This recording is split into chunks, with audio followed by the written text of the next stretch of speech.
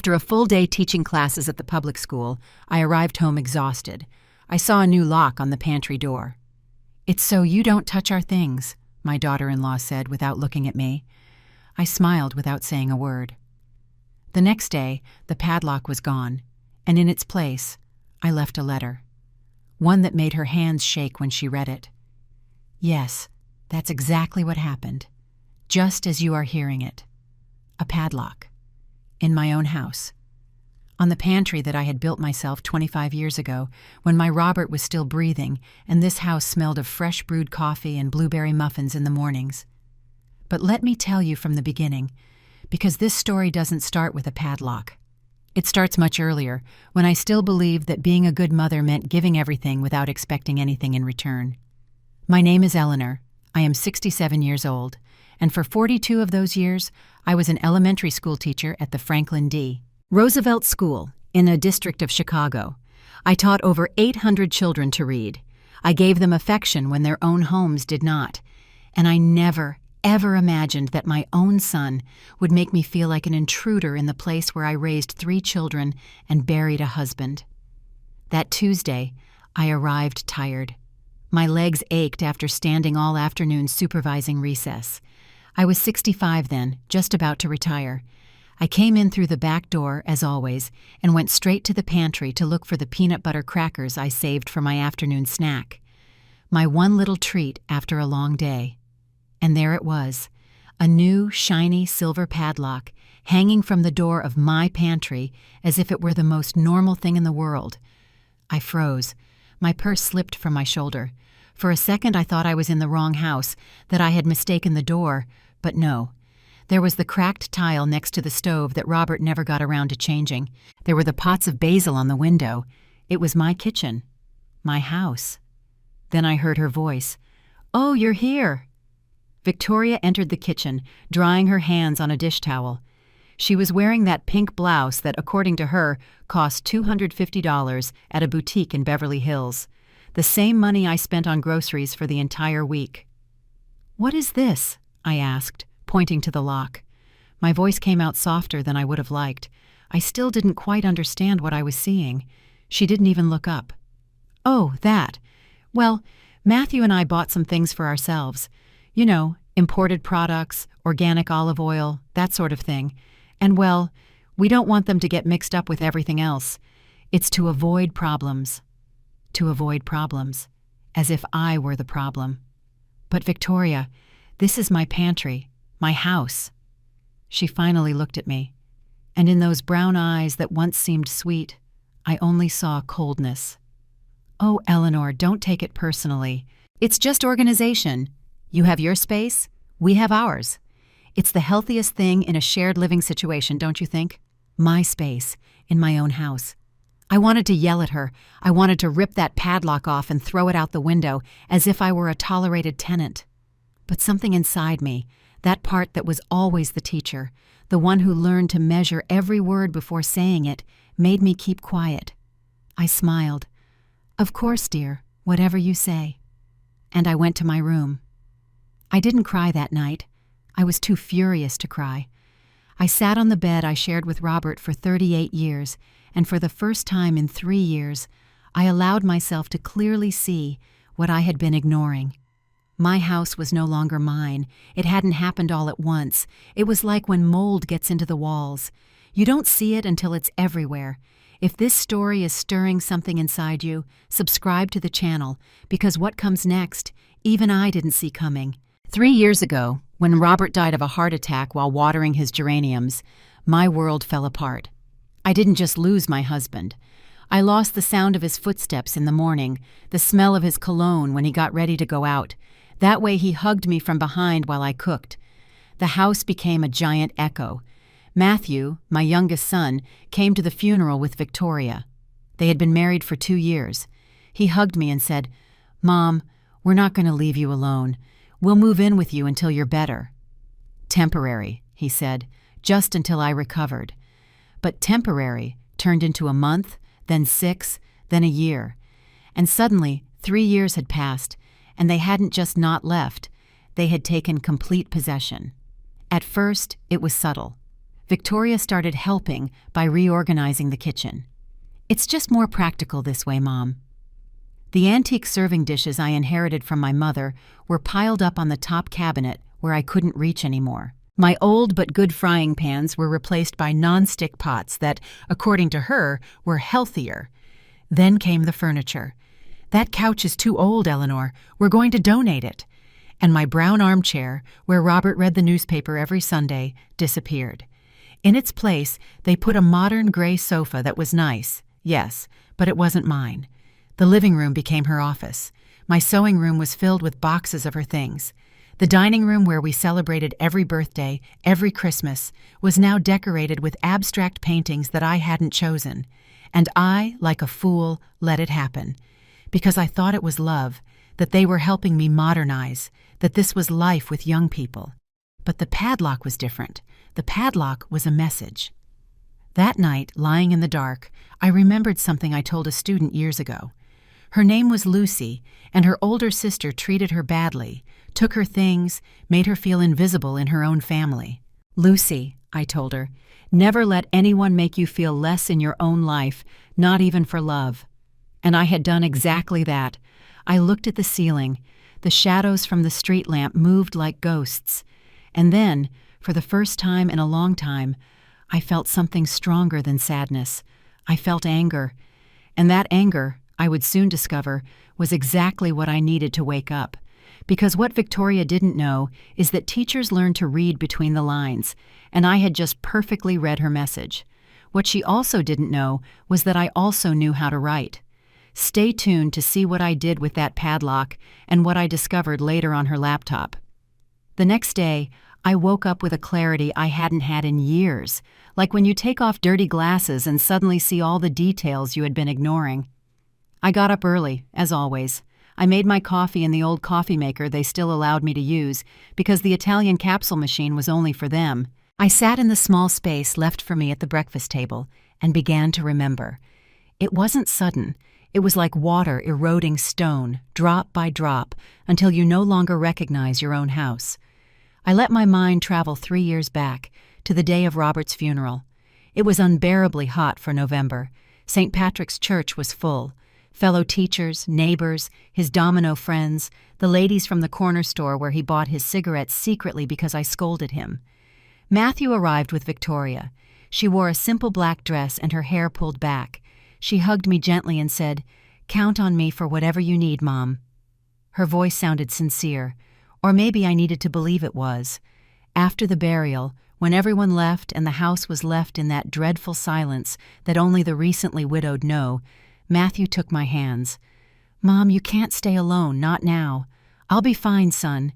Your father taught me to be strong." "I know, but we're going to stay with you for a while anyway, just until you recover. The house is huge. We have plenty of room." Victoria nodded beside him, with that smile that then seemed kind. "It's temporary, Eleanor, a few months at most. Plus, that way we save for the down payment on our own house, and you're not alone. It's perfect for everyone." Perfect for everyone. What a well-wrapped lie. The first few days were good. Victoria cooked, cleaned, accompanied me to teacher meetings when I didn't feel like going alone. Matthew fixed things around the house that had been broken for years. The water heater, the lock on the garden door, the leaks in the bathroom. I felt accompanied, less empty. But in the third week, Victoria started with her suggestions. "Oh, Mom, these curtains are so old. What if we buy new ones? I have a really good eye for decoration." They were the curtains Robert and I chose when we remodeled the living room, a terracotta color that matched the tile floors. But I was so emotionally tired that I just said, "Okay, dear, whatever you think." A week later, my terracotta curtains were in the trash. In their place were minimalist white ones that let in too much light and made the living room feel cold. Then came the dining room. "These landscape paintings are totally outdated. Look, I bought these at a gallery. Modern art. They give it personality." The landscapes were of the California wine country, where Robert and I spent our honeymoon. Every time I looked at them, I remembered us in that small inn, laughing because we had gotten lost looking for a diner. But when I protested timidly, Victoria had already packed them. "Don't worry, I saved them in a box. Maybe you'll want to look at them someday." Someday. as if my own history was optional in my own house. The changes kept coming like waves, each one small, each one with good intentions. My collection of antique serving dishes. They take up too much space. Let's put them upstairs. My potted plants in the garden. They're too messy. I'm going to reorganize them. The bookcase in the living room with Robert's novels. These books are ancient. Should we donate them? And I, still stunned by grief, nodded, because I thought I was being difficult, old-fashioned, clinging to the past. But the real change came when they started modifying the routines. Before, Sundays were sacred in this house. My 2 daughters, Chloe and Brittany, would come with my grandchildren. We would prepare turkey, mashed potatoes, whatever we craved. The house would fill with laughter, children running, that beautiful mess that is a family gathered. 3 weeks after moving in with us, Victoria suggested, "What if we just do family dinners every other week? It's just that Matthew and I need to rest on Sundays." Then it was, "What if we make it once a month?" And then we just stopped having them. One Sunday, Chloe arrived without warning with a cake and flowers. Victoria opened the door in pajamas, looking displeased. "Oh, Chloe, we didn't know you were coming. Nothing is prepared. Matthew and I were about to go out." My eldest daughter looked at me. I was in the kitchen, embarrassed, not knowing what to say. "I thought we still did family dinners," Chloe said, her voice tight. "Yes, but now we all live together. We need to coordinate better, don't you think?" Coordinate, as if seeing my own daughter required permission. Chloe left the cake on the table, gave me a cold kiss on the cheek, and left. She didn't return for 2 months. My friends suffered the same fate. My friend Rose, with whom I had coffee every Thursday for 20 years, stopped coming. The last time she arrived, Victoria was doing yoga in the living room with electronic music blasting. "Oh, excuse me, Rose, I didn't know you were coming. It's just that this is my workout time." Rose, uncomfortable among the mats and the incense Victoria had lit, drank her coffee quickly and left. "You should let me know when your friends are coming over," Victoria told me later without looking up from her phone. "So I don't interrupt my things." So she doesn't interrupt her things. In my living room, in my house, little by little my social life disappeared, and with it disappeared the witnesses to what was happening. But the worst was yet to come. The worst was when I started to notice that Victoria wasn't just changing the house, she was changing my son. Matthew had always been affectionate. He called me every other day before they came to live with me. He asked how I was. He told me about his job at the hardware store. He made bad jokes that made me smile. But now, living under the same roof, he barely spoke to me. He came home late from work and went straight to his room. If I tried to ask him about his day, he would respond with one-word answers. "Fine, tired, we'll talk later." But that later never came. One night, I heard them arguing in their bedroom. The wall was thin. "Your mother asked me if we can go with her to the doctor on Tuesday," Matthew was saying. "And what for? She's an adult. She can go alone." "Victoria, she's my mother." "Exactly. She's your mother, not mine. I have enough to do working and keeping this house in order. I'm not going to be her nurse, too." There was silence. I waited for Matthew to defend me. I waited for him to say something, anything. But he didn't say anything. And in that silence, I understood something terrible. My son was choosing her over me. Not dramatically or cruelly, just with silence, with absence, with that letting her talk without contradicting her.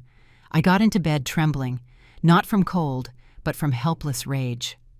The next day, I went to the doctor alone. And that's how everything was. Alone at the market, alone at the parent-teacher meetings, even though I was about to retire, alone in this house full of people that felt increasingly empty. Victoria started cooking only for herself and Matthew. She said it was because they were on a special diet. They left the dirty dishes for me to wash. They hogged the living room TV for their shows. They played music I didn't understand. They had visitors they didn't introduce to me, and I kept shrinking, becoming a little more invisible in my own life every day, until the padlock arrived. And that padlock was the final straw, because I realized something. They weren't sharing my house. They were taking it from me. But what they didn't know is that I still had an ace up my sleeve, something that even Matthew didn't know. My son looked at me as if I were a piece of old furniture in the way, and that hurt more than 1,000 padlocks. Matthew was born on a summer morning in July, with thunder outside and my hand gripping Robert's until it was bruised. It was a difficult birth, 36 hours of labor. But when I placed him on my chest for the first time, with his eyes barely open and that cry that tore my soul apart, I swore I would protect him from everything. I never imagined that one day I would have to protect myself from him, or rather, from his silence. Because Matthew didn't hurt me with shouts or insults.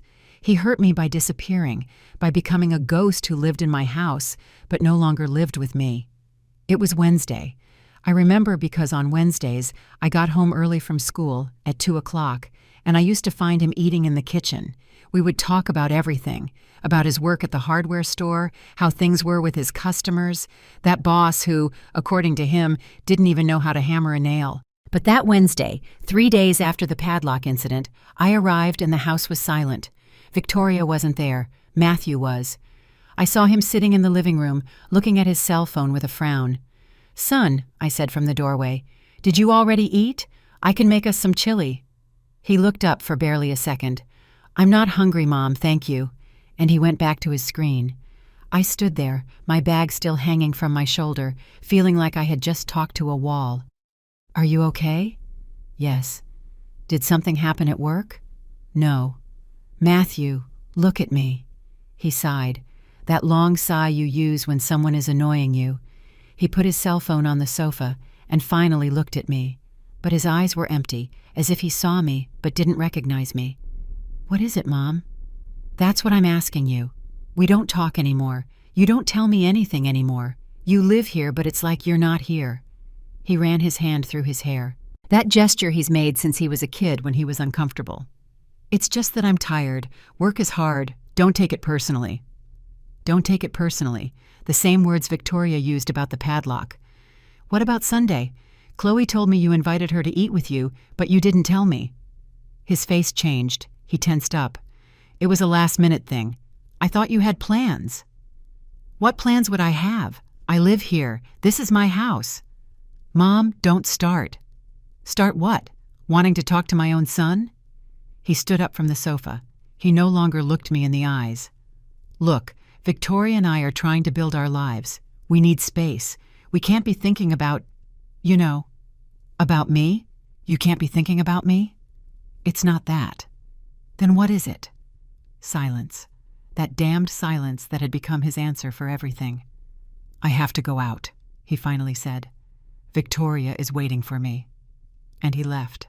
Just like that, leaving me with words stuck in my throat and a broken heart. I couldn't sleep that night. I stayed looking at the ceiling, remembering the boy Matthew was, the one who climbed into my bed when he had nightmares, the one who made me drawings in elementary school and proudly taped them to the refrigerator, the one who hugged me tight and said, "When I grow up, I'm going to build you a huge house, Mom, with a yard and everything." Where had that boy gone? The following days were worse. Matthew started avoiding me completely. He left before I woke up.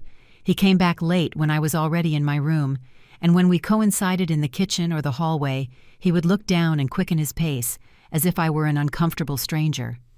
But what finally broke me was what I discovered a week later. It was Saturday morning. Victoria had left early for the hair salon, that weekly routine that, according to her, was indispensable and cost $80 every time. Matthew was in the shower, and I, cleaning the living room as I always did, found a manila envelope forgotten between the sofa cushions. I didn't want to snoop. I really didn't. But the envelope had the bank logo, and it was open. Inside was a statement from my son, and there was also a paper with my handwriting, a letter I had written 2 years ago when Matthew asked me to borrow money. My hand started to shake when I read it. "Mom, I promise I'll pay you back the $180,000 as soon as we get the loan approved. It's for the down payment on our house. Victoria and I already found one in the suburbs, perfect for starting out. I swear on Dad's memory that I will pay you back. I love you, Matthew." $180,000. The savings that Robert and I put together for years for our retirement. The money I was saving for emergencies, so I wouldn't be a burden to anyone in my old age. I lent it to him because he was my son, because I trusted him, because he told me it was for their house. But according to the bank statement I held in my hands, dated just 1 month ago, there was no house. There was a charge of $320,000 for a premium auto dealership, a car. They had bought a luxury car with my money and the bank loan, and they never told me anything. I felt the floor moving. I sat down on the sofa because my legs couldn't hold me anymore. I read the statement over and over, looking for an error, some explanation that wasn't the obvious one. But there was no error. My son had lied to me. He had used me. He had taken my life savings and spent them on a whim to please his wife. I heard the shower turn off, Matthew's footsteps approaching. I quickly put the papers back in the envelope and left it where it was. When he came out, with wet hair and a towel around his neck, he looked surprised. "Oh, you're here?" "Yes, I was cleaning." He nodded, uncomfortable. He went to the sofa, took the envelope without saying anything, and went to his room. He didn't even pretend an explanation. That afternoon, when Victoria returned with freshly styled hair and bright red nails, I saw her differently. I saw her get into that latest model gray car parked outside, the one they supposedly bought with their savings, with my savings. And something inside me broke definitively. It wasn't just the money, it was the betrayal. It was knowing that my own son saw me as a bank, as someone he could take from without giving, as someone whose needs didn't matter. That night, while they ate dinner in the kitchen, talking and laughing as if nothing had happened, I stayed in my room. I didn't cry. I had no tears left. Instead, I felt something cold and clear, a decision forming like ice in my chest. I opened my closet, I moved the old shoeboxes, and I took out the blue tin box my mother inherited to me before she died. Inside, there were things Matthew didn't know about, things Victoria would never imagine, documents, deeds, and a will that was still in my favor, because it turns out my son forgot something very important. This house had an owner, and that owner was still alive, still sane, and now very, very angry. What came next, neither they nor I saw coming. But when I did it, it changed everything forever. At the back of my closet, I kept something they didn't know existed, my true power. The blue tin box was barely 12 inches long. It had faded flowers painted on the lid and a small dent on the corner, a memory from when it fell during the move to this house 25 years ago. To anyone who saw it, it was just an old, worthless object. But for me, it was a war chest. I took it out that Saturday night, after discovering the truth about the money. I placed it on my bed carefully, like someone unearthing something sacred. My hands trembled as I opened the rusted lid. The smell of old paper hit me first. Then I saw what was inside: yellowed envelopes, carefully folded documents, photographs, and a small black notebook with frayed corners. My mother's notebook. There, in her precise, slanted handwriting, were noted all the lessons she gave me before she died. "Eleanor," she told me on her last lucid day, her eyes dimmed by cancer but her voice firm, "never, ever let anyone think you are foolish just because you are kind. Kindness is not weakness, and a woman who knows how to keep silent at the right time is more dangerous than 100 shouting men." I smiled at the memory of her. My mother had been a teacher too, and she taught me that information is power. I took out the first document, the house deed, original, sealed, notarized. In my name. Eleanor Monica Salazar, widow of Guzman. Not a single letter mentioned Matthew or Victoria or anyone else. This house was mine, completely, without debts, without mortgages, without conditions. I had inherited it from my parents when they died, and Robert and I remodeled it with our own savings.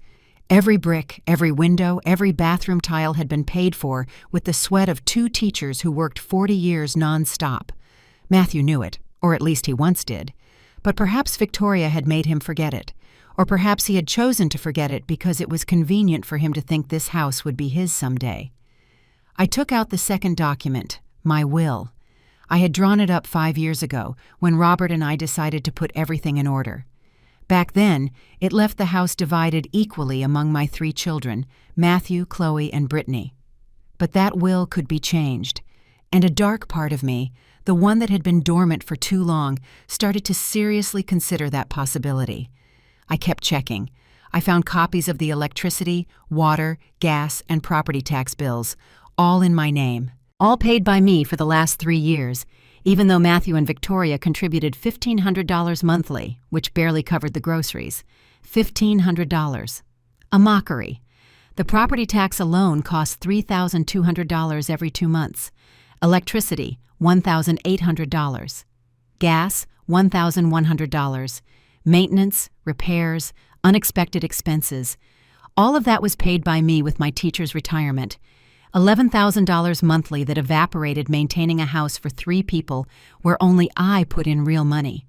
But the most interesting thing was at the bottom of the box, a white business card with blue letters. Franklin Foster, attorney and notary, family and estate law.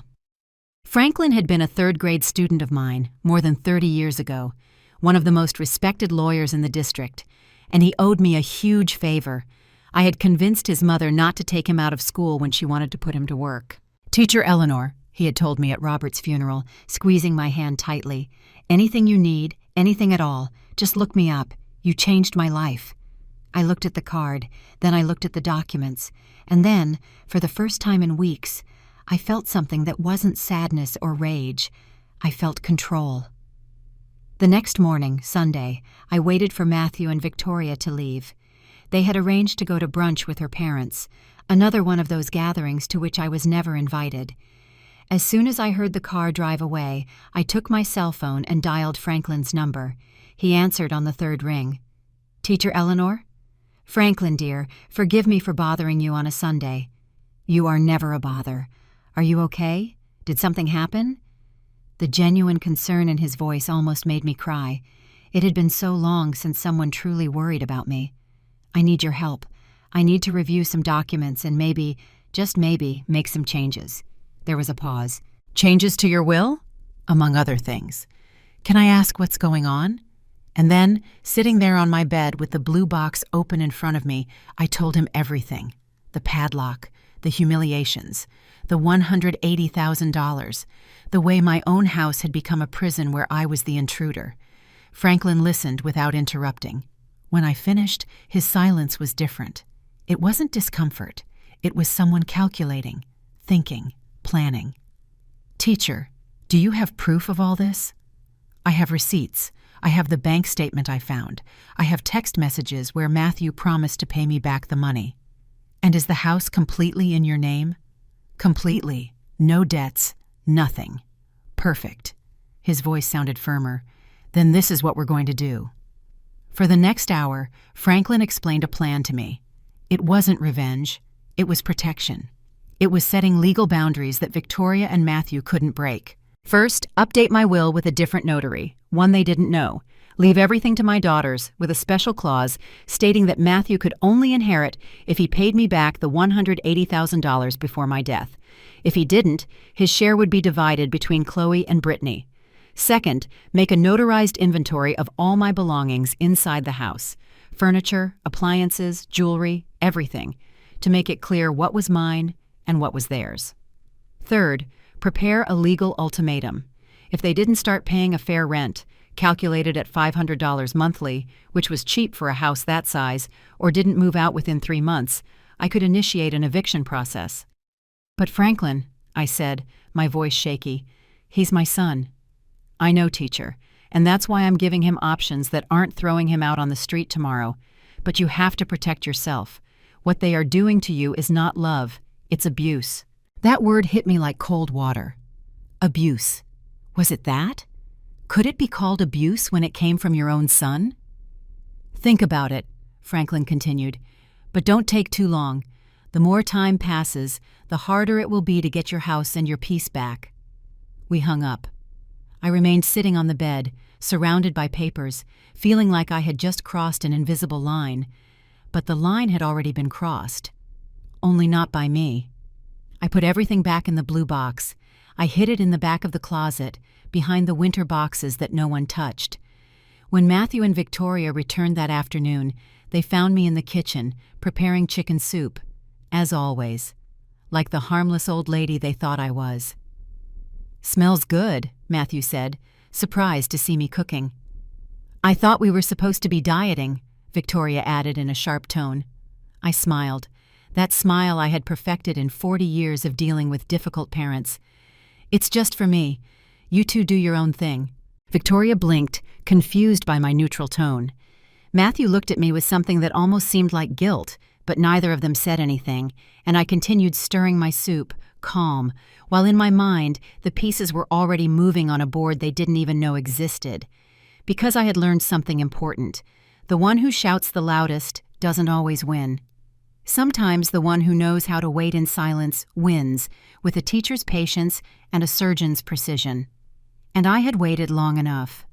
But before taking the next step, something happened that almost ruined everything. Something that made me question whether I truly knew the people I lived with. That day, in front of the whole family, they treated me as if I were nothing. But I let them talk, because every word was a rope with which they were hanging themselves. It was Matthew's birthday, 35 years old. Before, these dates were sacred in our family. Robert would wake up early to hang streamers. I would bake his favorite cake, strawberry shortcake. Chloe and Brittany would arrive with gifts wrapped in shiny paper and hugs that lasted forever. But this year was different. "I'm going to organize something small," Victoria told me 2 weeks earlier while painting her nails in the living room. "Just us and my family, something intimate." "What about the girls?" I asked, referring to my daughters. "Oh, Eleanor, you know how it is. They always end up arguing over silly things. Better to avoid drama." They weren't arguing over silly things. They were arguing because Victoria treated them with the same disdain she showed me. But Matthew never defended them. "What about the food?" I tried again. "I can make the turkey and mashed potatoes that Matthew likes, or some lasagna." "Don't worry, I'm going to cater everything. You just relax." Relax, as if I were a guest in my own house, on my own son's birthday. The day arrived. Saturday, April 23rd, sticky mid-year heat. From early on, Victoria began transforming the house. She took down the paintings I had discreetly rehung. She put up modern centerpieces with artificial flowers. She changed the tablecloths for minimalist gray ones that, according to her, matched the decor. I watched her from the kitchen doorway, invisible, while she ordered and organized in my house as if it were hers. "Matthew, move that chair. No, not there. More toward the corner. Perfect." My son obeyed without a word, moving furniture back and forth, sweating in a white t-shirt. "Do you need help?" I offered. Victoria didn't even turn around. "No, we're almost done." "Oh, yes. You could go to your room while we set up. It's just that we're going to use the living room, and we don't want anything to get in the way." Anything to get in the way. Or anyone. I went to my room like a punished child.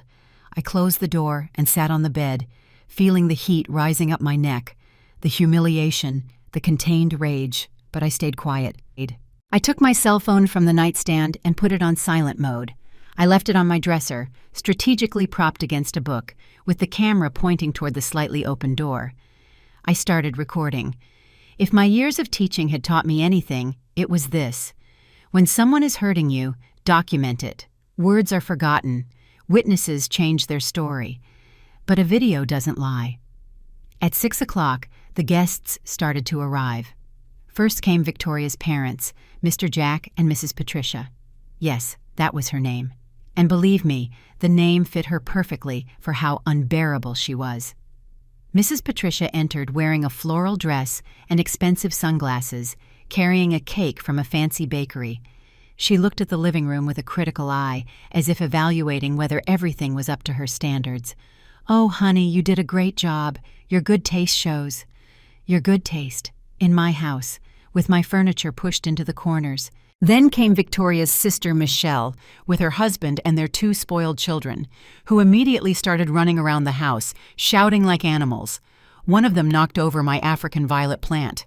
No one said anything. They didn't even pick it up.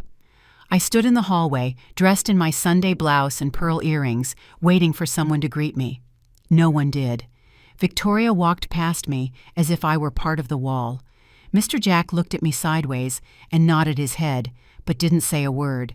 Mrs. Patricia outright ignored me. "Matthew?" Matthew was too busy opening bottles of wine and playing music.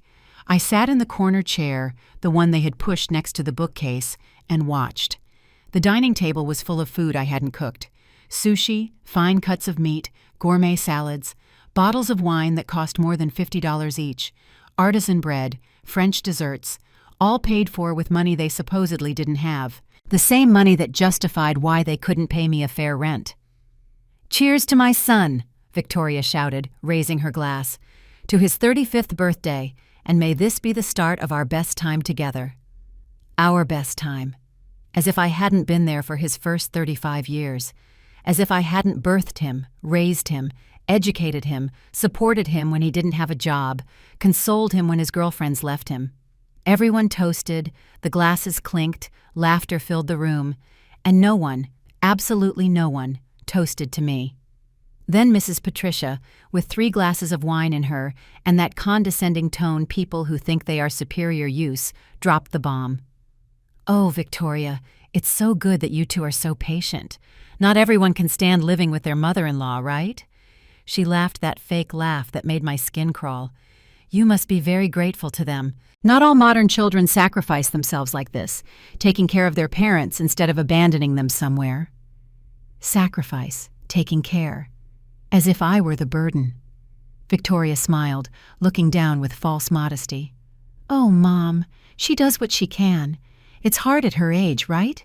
But we manage, with patience." Mom. That word that had sounded affectionate the first few months and was now poison wrapped in honey.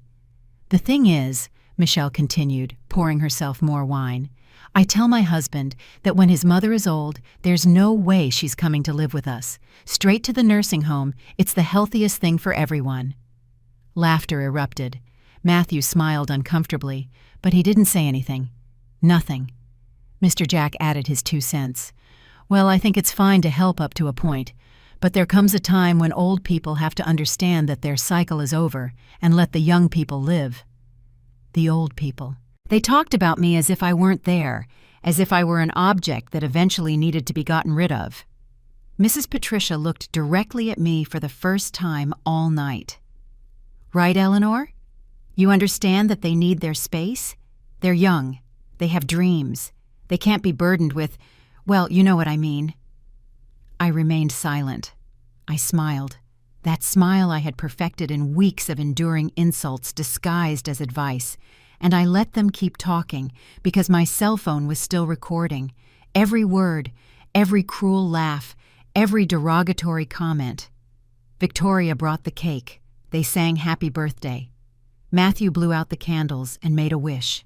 They asked him what he had wished for, and he, looking at Victoria with love in his eyes, said, "I wish we could have our own house soon, to start our life for real." Our life for real, as if these 3 years had been a lie, as if I were a temporary obstacle. I got up from my chair. My legs were trembling, but I kept my back straight. 40 years of standing in front of 30 children every day had taught me to have presence. "I'm going to my room. Enjoy your party." No one stopped me.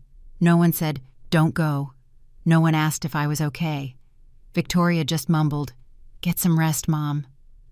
I closed my bedroom door. I stopped the recording. 3 hours and 40 minutes of documented humiliation. I sat on the bed with the cell phone in my hands. I pressed play. I listened to everything again. And this time, I didn't feel sadness. I felt clarity. Because they had just given me exactly what I needed. Irrefutable evidence that I wasn't imagining anything, that it wasn't my fault, that this was abuse disguised as shared living.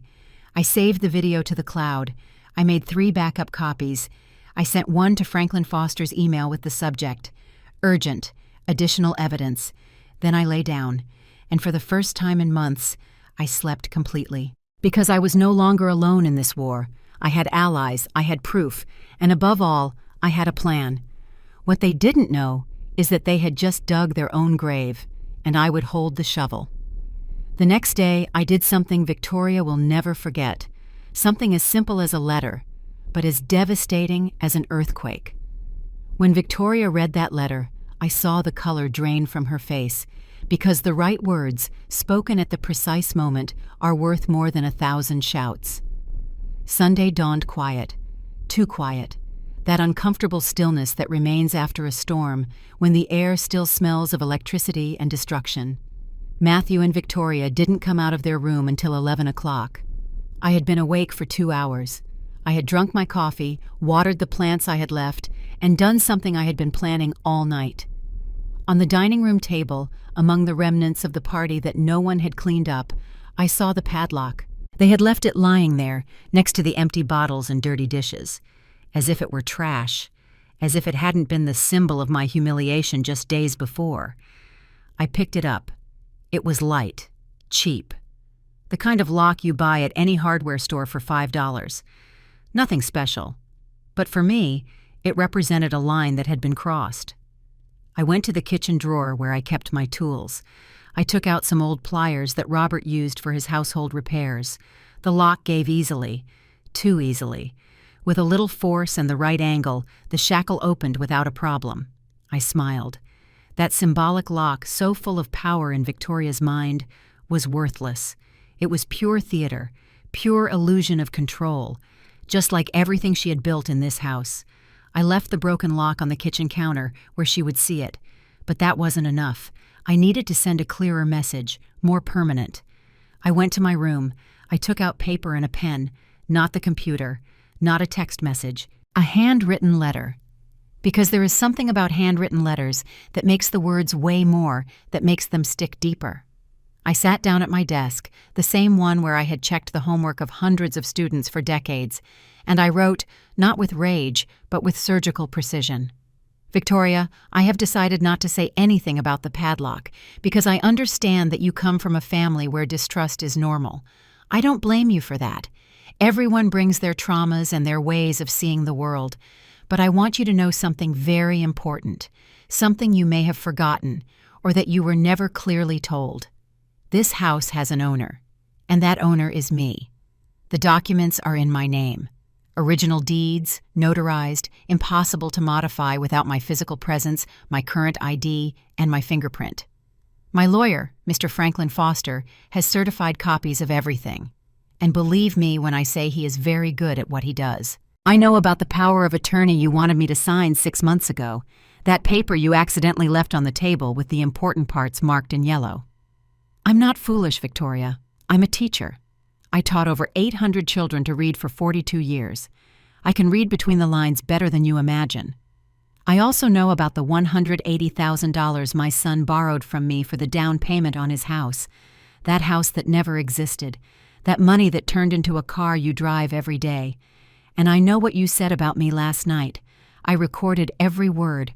This is not a threat. It is information. Information that you need to have to make better decisions from now on. This is your only warning. If you try to put a lock on me again, literally or metaphorically, you will meet the Eleanor you do not want to meet. The one who, think carefully before your next move. With the cordiality I still have left, Eleanor Monica Salazar, widow of Guzman, legal owner of this house. I folded the letter into 3 perfect parts.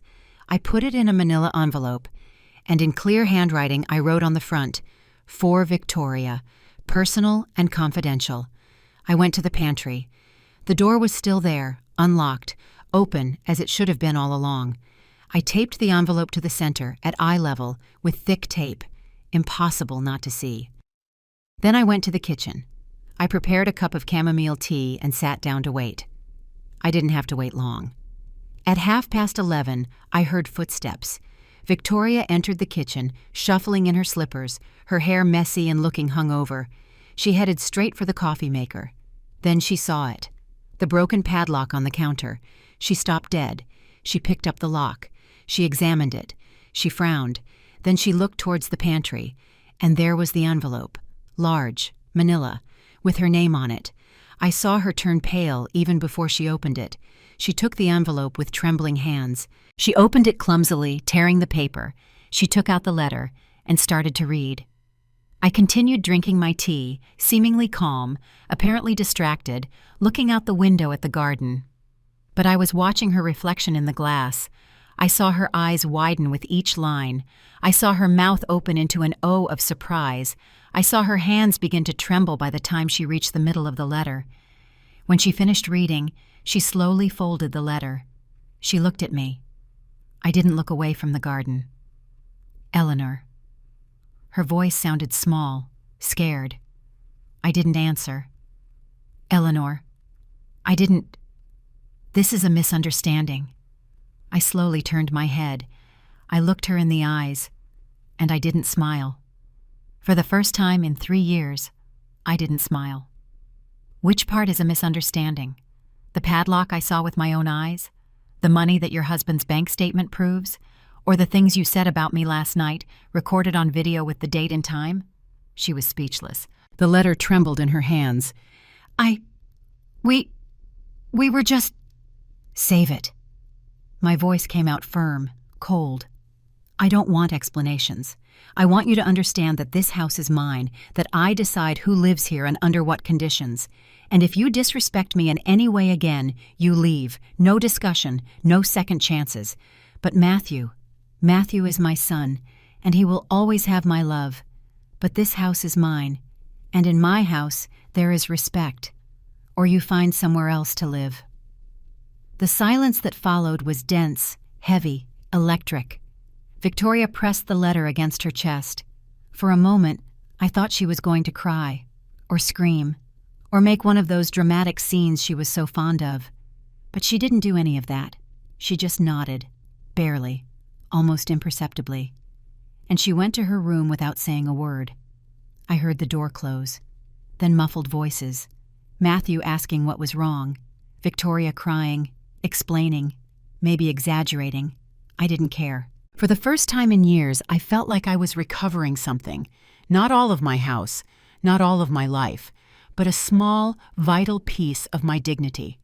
I finished my tea, I washed my cup, and I went for a walk in the neighborhood park where no one knew me, where no one judged me, where I could breathe without feeling like the air was being rationed. When I returned 2 hours later, the manila envelope had disappeared from the pantry. The broken padlock was still on the counter, but now there was a note next to it, in Matthew's handwriting. "Mom, we need to talk." I took the note, I crumpled it in my fist, and I smiled. Because finally, after 3 years of silence, my son wanted to talk. And I had a lot to say. That conversation changed everything, but not in the way I expected. They thought I was scared, but I was just waiting for the perfect moment. Matthew's note stayed on the counter for 2 days. 2 full days where none of the 3 of us spoke beyond the strictly necessary. "Good morning." "Good night." "Do you need the bathroom?" Nothing else. The house became a minefield where every step had to be measured, where every door closing sounded like a gunshot, where the silence was so dense it could almost be cut with a knife. Victoria avoided my gaze. When we coincided in the kitchen, she took what she needed and left quickly, like a scared mouse. She no longer played music loudly. She no longer reorganized my things without permission. She no longer made hurtful comments disguised as jokes. For the first time in 3 years, there was fear in her eyes when she saw me. And I won't lie, a dark part of me enjoyed that fear. But I knew this was temporary, that the initial fear would turn into resentment, that resentment would turn into strategy, that Victoria was not one to give up easily. So I didn't give up either. I started documenting everything. Everything. I bought a new notebook at the corner stationery store, green with a spiral. On the first page, I wrote Household Expense Log, April 2025, and started jotting down every dollar that left my pocket. Electricity, $184.70. Water, $63.40. Gas, $112. Property tax, $320. Groceries, $450. Internet, $59.90. Phone, $25. Total monthly I paid, $1,215. Matthew and Victoria's contribution, $150. The numbers didn't lie. I was subsidizing their lives with over $1,000 monthly. And that's not counting the space, the furniture, the appliances, the use of the car they sometimes took without asking permission. But the numbers weren't enough. I needed more. I started recording conversations. Not all the time, only when there was something important.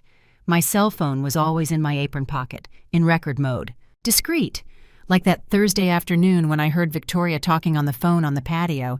She thought I had gone out. She didn't know I had come back for my sweater. "No, Mom, I'm not exaggerating. She's become unbearable. Now she's acting like a vigilante, as if she were the owner of—" She paused. Someone said something to her on the other end. "Well, yes, she is the legal owner, but after everything we've done for her, right? We've been taking care of her, putting up with her old lady quirks for 3 years." Taking care of her, putting up with, old lady. I saved the recording with the date and time. I also started making copies of everything. Receipts, statements, messages. I kept them in a yellow folder that I hid at my friend Rose's house. "Are you okay, Eleanor?" she asked me while we had coffee in her kitchen, worried about the dark circles under my eyes. "You look different." "I'm getting ready," I simply told her, "for something big." I didn't tell her everything, not yet, but I left her the folder with clear instructions. "If something happens to me, you give this to Franklin Foster. He'll know what to do." Rose squeezed my hand, scared. "Don't say that. Nothing is going to happen to you." "I know, but it's always better to be prepared." Meanwhile, at home, I continued my act. I started feigning mild dementia, strategic forgetfulness, calculated confusion. "Oh, I already ate," I would ask at dinner, even though I had eaten perfectly 2 hours earlier. "What day is today?" I would murmur, looking at the calendar with a frown. "Where did I leave my glasses?" I would search all over the living room when they were hanging around my neck.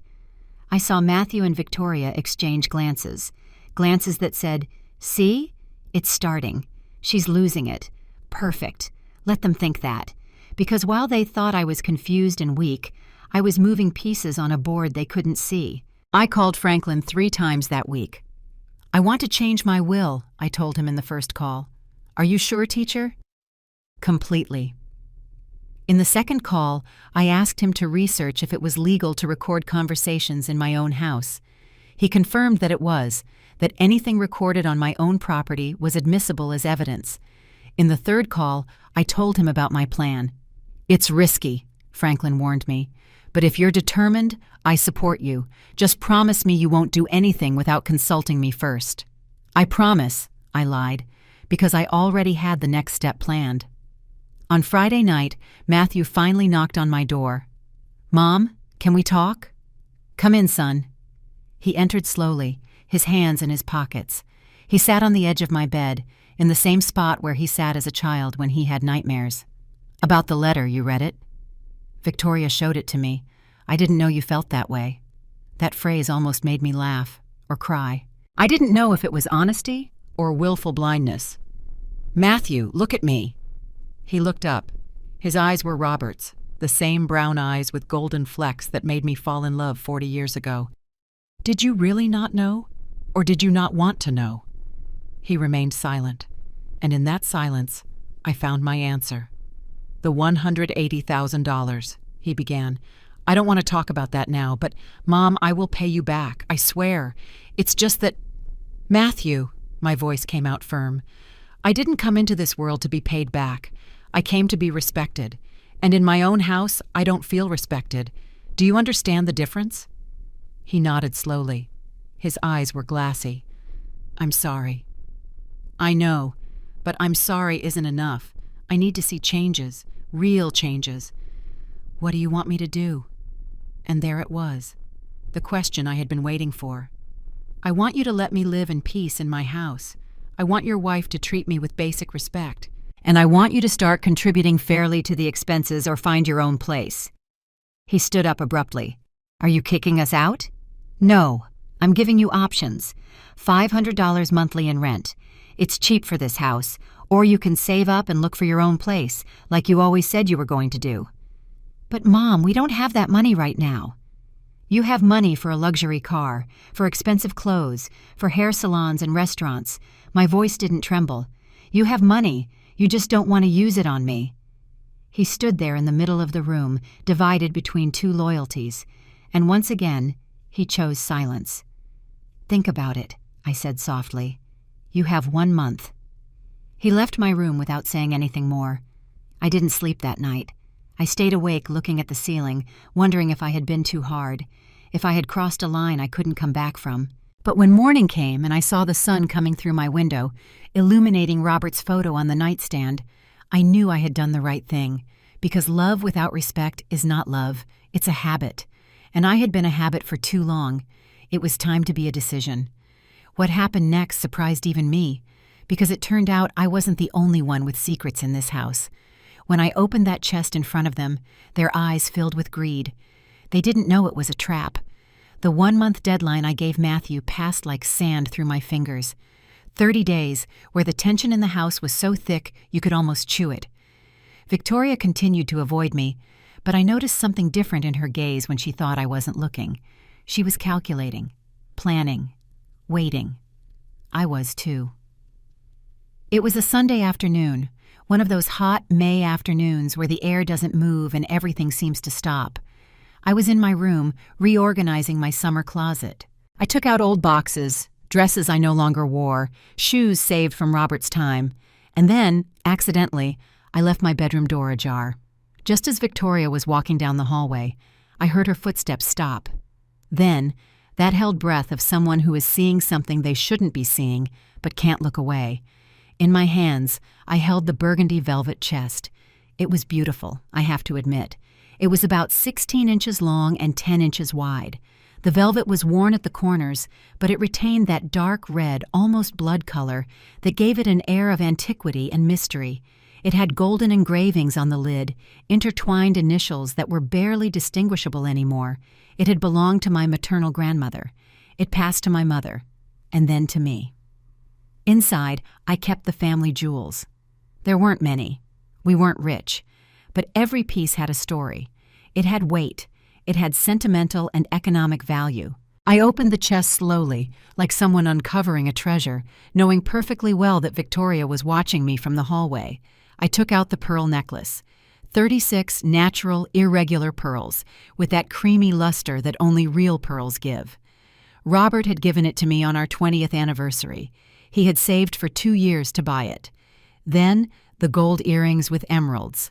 Small, discreet, but genuine, an inheritance from my grandmother, who received them from her own mother during the Great Depression. The Art Deco brooch, made of silver and onyx, a piece from the 1930s that my mother wore on special occasions and was worth, according to the last appraisal I had 10 years ago, around $2,500. And finally, the ring. The engagement ring Robert gave me under a jacaranda tree in Central Park. White gold with a small but brilliant diamond surrounded by tiny sapphires. I put them on my bed, one by one, admiring them under the light coming through the window. And then, as if I had just noticed her presence, I turned towards the door.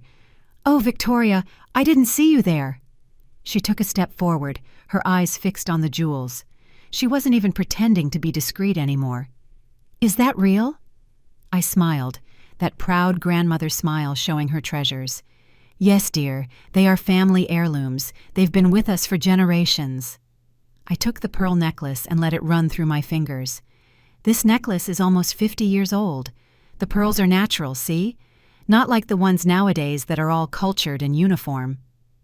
Victoria moved closer, mesmerized. "Can I?" She held out her hand. I gave her the necklace. She took it with exaggerated care, like someone holding something invaluable, which it truly was. "It's beautiful," she murmured. Her eyes shone in a way that reminded me of a child in front of a candy store display. "It must be worth a lot." "Well, I've never sold it. But yes, I suppose so. The old appraisal said that, altogether, there was about $20,000 worth. But that was 10 years ago. Who knows now?" I saw her swallow, how her fingers caressed the pearls with reverence mixed with avarice. "And this will someday belong to Matthew." I completed the sentence. "Well, to you both. For when I'm gone, of course, they are for the family." Something changed in her expression. A light came on in her eyes, a dangerous light that I knew very well because I had seen it in parents when they discovered that a teacher had something they wanted. "Where do you keep something so valuable?" she asked, trying to sound casual. "Right here, in my closet. I've always kept it here, although lately I've been thinking that maybe I should put it in a safety deposit box. You know, just in case." "Yes, it would be safer," she said quickly. "I can help you take it to the bank if you want." I'd bet anything she did. "Oh dear, how kind. Yes, maybe one of these days we'll do it together." I gently took the necklace from her and put everything back in the chest. I closed it with the small key that hung from a little chain. Victoria followed every movement with her eyes. "Well, I'll let you rest," she finally said, but her feet didn't move. She kept looking at the chest as if she wanted to imprint it on her memory. When she finally left, I waited 5 minutes.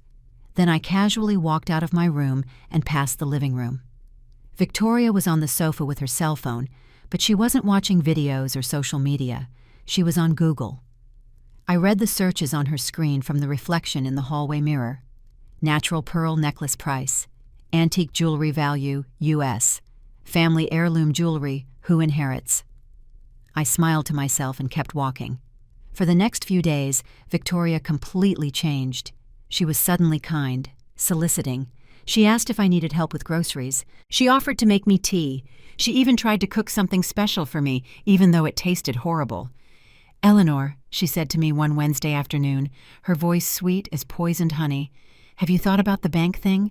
I have time tomorrow. We can go together to open the safety deposit box." "Oh yes, but I don't know. I'm afraid they'll ask for a lot of paperwork." "Don't worry. I'll help you with everything. I can even put my name on the box too, so if something happens to you, we'll have access. You know, for Matthew's sake." There was the real motive. "What a great idea," I said, feigning innocence. "Let me think about it." But I didn't think about it. Instead, I called Franklin. "She took the bait," I told him on the phone that night, locked in my bathroom with the water running so they wouldn't hear me. "Are you sure about this, teacher? It's a risk."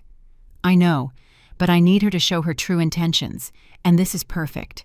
Do you want me to prepare the documents?" "Yes, but with the clause we discussed." The next day, I told Victoria that I had made an appointment at the bank for Friday. Her face lit up like a Christmas tree. "Perfect. I'll go with you. Don't worry about a thing." Friday arrived. We went to the bank. We opened a safety deposit box. We put the jewelry chest inside, and we signed the papers.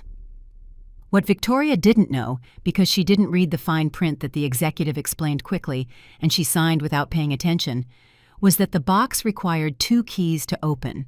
One I had. The other was held by Franklin Foster, with very specific legal instructions. It could only be opened if I died of natural causes, certified by doctors, and after a full notarial review of my last wishes. If something happened to me, suspiciously, the box would automatically be frozen and its contents would go into a legal investigation. Victoria technically had access to the box. Her name was on the papers, but she couldn't open it without me. And if I died, she couldn't open it either without going through a legal process that would expose any irregularity. It was the perfect trap. We left the bank. Victoria was happy, believing she had won something, that she had secured her future. She didn't know that she had just signed her own sentence, because I wasn't just protecting myself from her. I was protecting myself from any convenient accident that might befall me. And above all, I was creating evidence of her true character, evidence that I would soon need. What happened next was so fast that even I wasn't prepared. Because Victoria made a mistake that changed everything. It was a Saturday morning when everything exploded, and I made sure there were witnesses. The calm after the bank visit lasted exactly 12 days.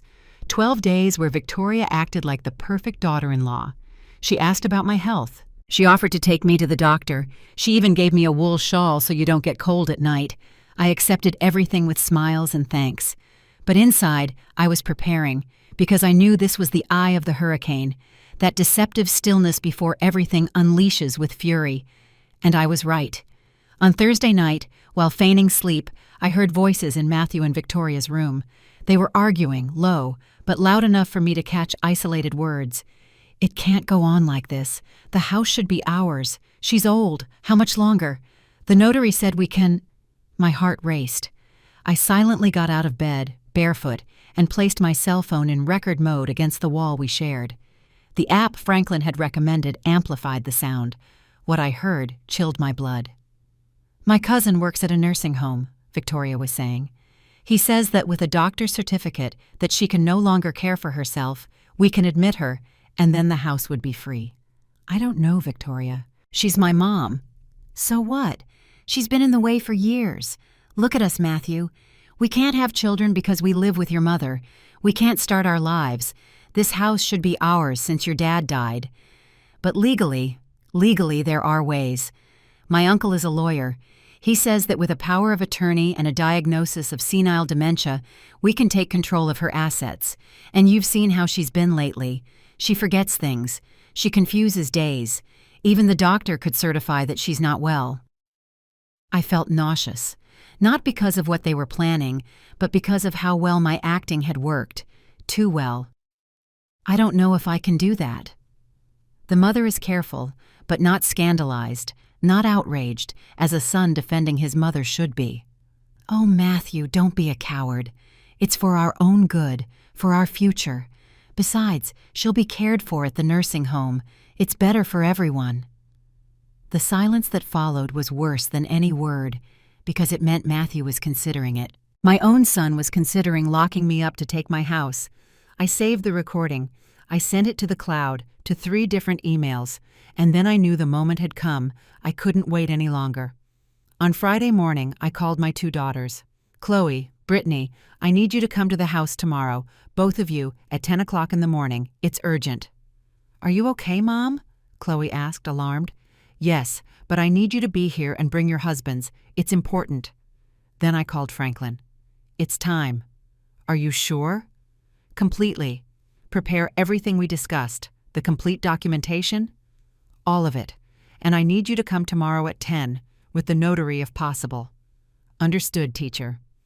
Finally, I called my friend Rose. "I need you to be here tomorrow, as a witness, and bring your fully charged cell phone." "What are you going to do, Eleanor?" "I'm going to take my life back." Saturday dawned clear. One of those days where the sky is so blue, it hurts to look at it. I got up early. I put on my best blouse, the blue one with white flowers that Robert gave me for our last anniversary. I put on my pearl earrings. I carefully styled my hair. If this was going to be a battle, I would enter like a queen. At 9:30, they started to arrive. First Chloe with her husband Robert, my eldest daughter, with that worried look she hadn't lost since she was a child. "Mom, what's going on?" "Wait until everyone is here, dear." Then Brittany with her husband Jack, and my 2 grandchildren, Sebastian and Lucy. The children ran to hug me. "Grandma, we haven't seen you in forever." "I know, my loves, I know." Rose arrived promptly with a bag of donuts that she left on the dining room table. And finally, Franklin Foster with his leather briefcase and an older gentleman in a suit who he introduced as Notary Miller. Matthew and Victoria were in the kitchen having breakfast. When they saw so many people enter, their faces transformed. "What is this?" Victoria asked, standing up. "It's a family meeting," I said in a calm voice. "Sit down, everyone. I have important things to say." We settled into the living room, I in the main armchair, the one that had been Robert's, my daughters on the sides, Franklin and the notary standing next to me. The others scattered in chairs brought from the dining room.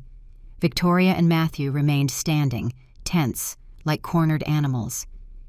"You can sit down," I repeated. It wasn't a suggestion.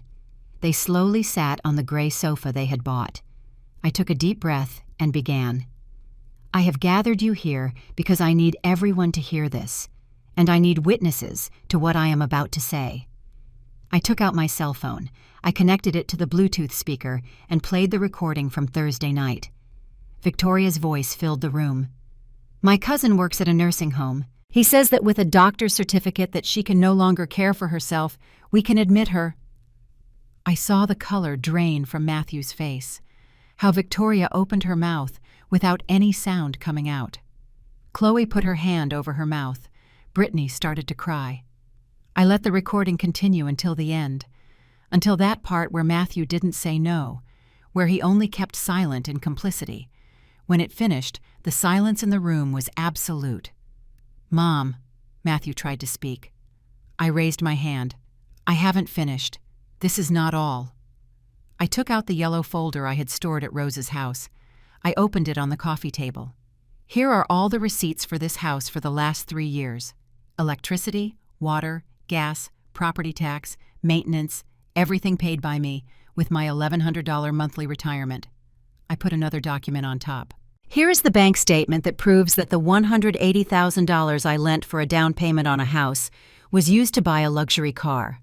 A car I have never used, that they haven't even offered me to use. Another document.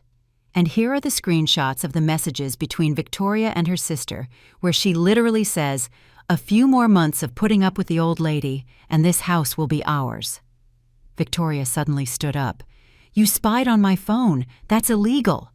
Franklin spoke for the first time, his voice professional and cold. "Actually, ma'am, everything in this folder was legally obtained. The recordings were made on Mrs. Eleanor's private property, where she has every right to record. The documents are copies of originals, and the messages were photographed from a laptop that your husband left open in a common area of the house." Victoria turned towards Matthew. "Say something. Don't just sit there."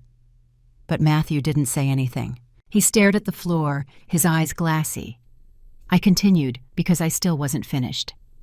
"I want you to know," I said, looking directly at Matthew, "that this house will never be yours while I live. I have already modified my will.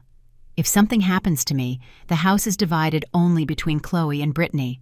Matthew can only inherit if he first pays me back the $180,000 he owes me. If he doesn't pay it back before my death, his share is voided." Notary Miller took out a document. "Here is the updated will, signed and certified 3 days ago. It is completely legal and final." Matthew finally looked up. There were tears in his eyes. "Mom, I never wanted to." "Never wanted what, Matthew? Never wanted to keep quiet while your wife planned to lock me up? Never wanted to lie to me about the money? Never wanted to make me feel invisible in my own house?" My voice broke, but I remained firm. "I am going to give you one option. Only one. You have 30 days to leave this house. I can lend you $5,000 for a month's rent on an apartment. It is more than you deserve, but I am your mother, and I will not leave you on the street." "This is ridiculous," Victoria shouted. "You can't just kick us out like this." Franklin intervened again. "Yes, she can, ma'am. This is her house. You do not have a rental agreement. You do not pay rent. Legally, you are guests who have overstayed their welcome. If you do not leave voluntarily in 30 days, we will proceed with a legal eviction. And with this evidence, believe me, we will win quickly." Victoria opened her mouth. She closed it. She opened it again, but no coherent sound came out. Matthew, my son, the boy who once promised me he would build me a huge house, burst into tears. "Mom, forgive me. Please." And there, seeing my son cry, I felt something inside me break too. But there was no turning back. What they didn't understand was simple. Love is not begged for, is not begged. It is earned, and it is lost. And they had lost it a long time ago. Now I was just recovering what was always mine, my dignity. What happened in those 30 days was something I will never forget, for better or for worse. I gave them one last chance, to leave with dignity or to leave with shame. They chose, but it was too late for pride. The 30 days that followed that meeting were the strangest of my life. The house became a divided space, as if an invisible line separated enemy territories. They in their room, I in mine, and in the middle, a silence so heavy it hurt to breathe it. Victoria never spoke to me again, not once. When we coincided in the kitchen, she took what she needed and left like the devil was after her. Her eyes shot daggers of hatred at me every time she saw me. She no longer feigned kindness. There were no more masks. And in a twisted way, that gave me peace, because finally we were being honest. But Matthew was different. My son became a ghost who wandered the house with slumped shoulders and a lost look. He lost weight. He stopped taking care of himself. Sometimes I found him sitting in the garden, staring at Robert's plants without really seeing anything. One afternoon, 11 days after the meeting, he knocked on my door. "Mom, can I come in?" I was embroidering a tablecloth, that activity that always calmed my nerves. I put down the needle. "Come in." He entered slowly, as if afraid of breaking something. He stood in the middle of the room, his hands in his pockets. "I want you to know that we already found an apartment, in the suburbs. It has 2 bedrooms. It's fine." "I'm glad." He nodded, but he didn't leave. There was something else he wanted to say and didn't know how. "Mom, I never wanted things to come to this." I put the embroidery on my lap. I looked him directly in the eyes. Those eyes of Robert's that once looked at me with childish adoration. "But they did, didn't they?" "Yes." His voice broke. "And it's my fault, not Victoria's, mine, because I failed you. I let everything happen. I kept quiet when I should have defended you." I felt something in my chest loosen, just a little. "Why, Matthew? Why did you do this to me?" He sat on the floor, right there, like when he was a child and came to confess that he had broken something or gotten a bad grade. Tears rolled down his cheeks uncontrollably. Because I was scared of losing her. Victoria has always been intense, demanding, and I thought that if I didn't do what she wanted, she would leave me, like the others. He wiped his face with his sleeve. "I know it sounds pathetic. I know it's not an excuse, but it's the truth." "And me? Weren't you afraid of losing me? I thought you would always be there, that mothers always forgive, that I could do whatever, and you would still love me." The brutal honesty of that confession hit me like a stone, because he was right. I had allowed it. I had allowed him to believe that my love was unconditional to the point of self-destruction, that he could hurt me without consequences.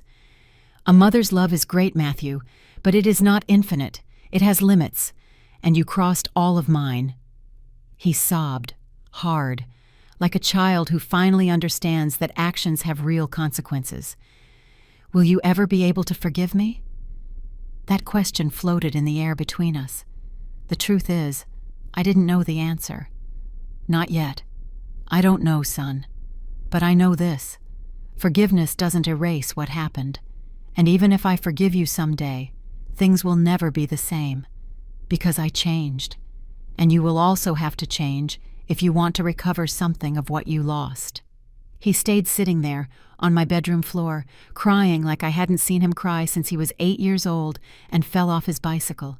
And I let him cry, because those tears were necessary. They were part of his learning.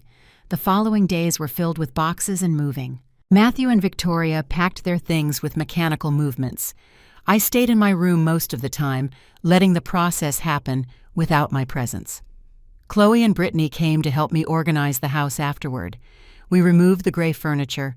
We took the old furniture, the ones with history, out of storage.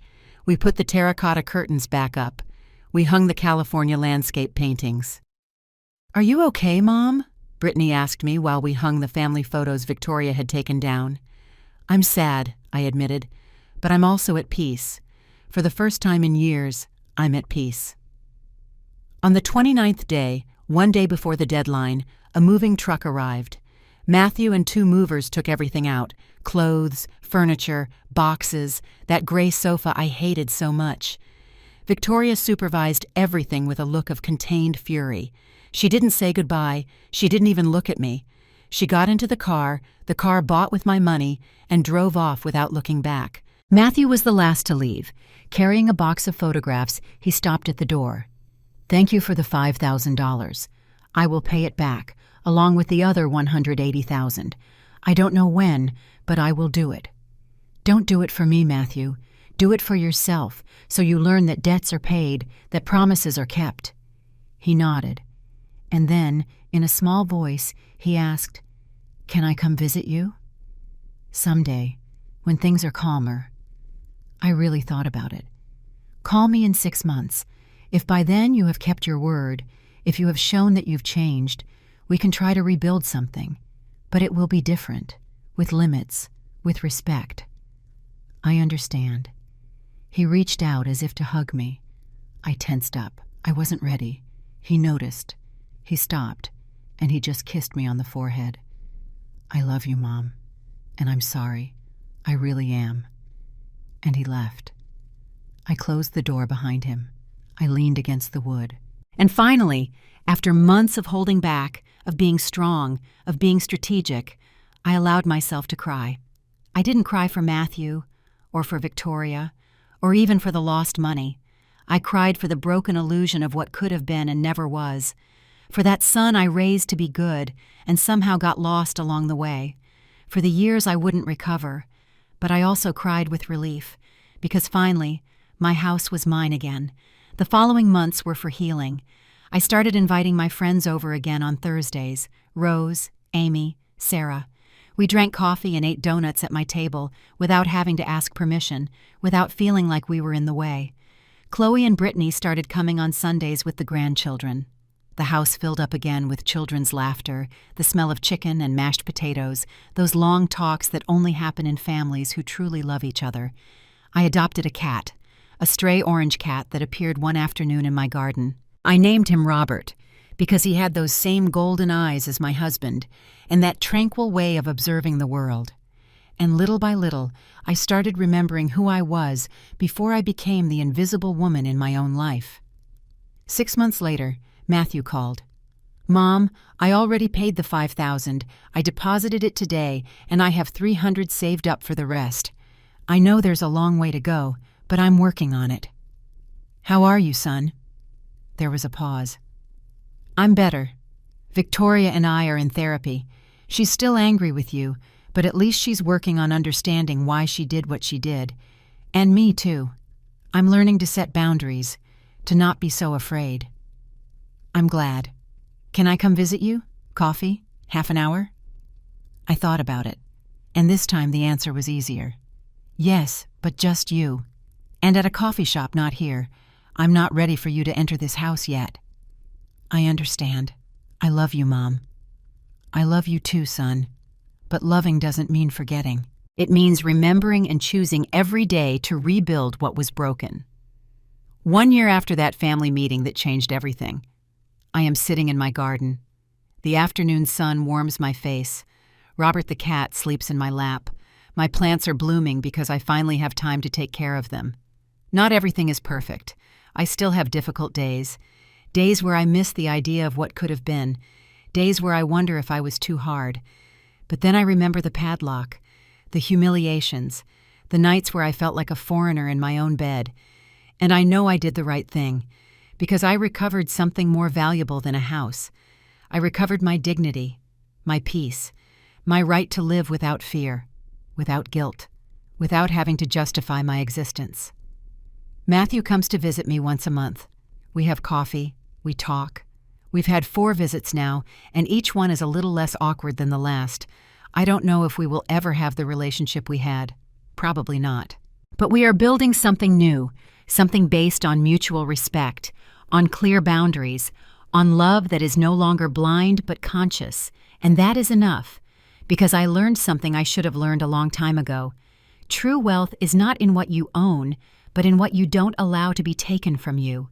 Your peace, your dignity, your right to live without apologizing for existing. And that no one will ever take from me again. I share this story not for you to judge me, nor for you to applaud me. I share it because I know there are many women out there living the same thing, feeling invisible in their own homes, putting up with it because they think it's what they have to do. And I want you to know this. You don't have to put up with it. You don't have to be martyrs. You can set boundaries. You can say no. You can take back your lives. It is never too late to defend yourself. It is never too late to choose yourself. I did it at 67 years old, and if I could do it, you can too. Don't let anyone make you feel less. Not your son, not your daughter-in-law, not anyone. You are enough. You always have been, and you deserve respect, especially in your own house, especially in your own life. If this story touched your heart, if it made you think, if it gave you the strength to do what you need to do, leave me a comment. Tell me where you are listening from. Tell me if you are fighting your own battle too. You are not alone. None of us are. Like this video, if this story reminded you of your own worth. Subscribe to keep hearing stories of women who decided to stop being invisible. Because our voices matter. Our stories matter. And as long as there is someone willing to tell them, there will be hope for all the others. With love and respect, Eleanor. The end.